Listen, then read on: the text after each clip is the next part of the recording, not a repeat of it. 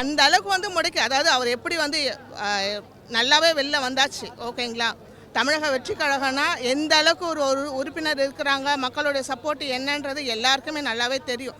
இதில் அவங்க ஃபுல்லாக பயந்துட்டாங்க. பயந்து தான் இந்த மாதிரி ஒரு காரியத்தை பண்ணியிருக்காங்க.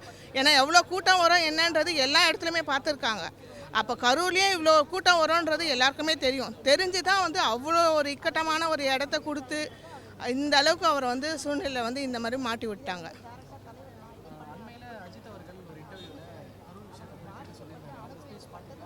ஸ்பீச் பார்த்தோம்.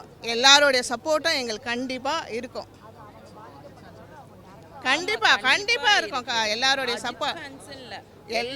எல்லாருடைய சப்போர்ட்டுமே, நல்ல உள்ளங்கள் இருக்கிற எல்லாருடைய சப்போர்ட்டுமே எங்கள் தளபதிக்கு இருக்கும்.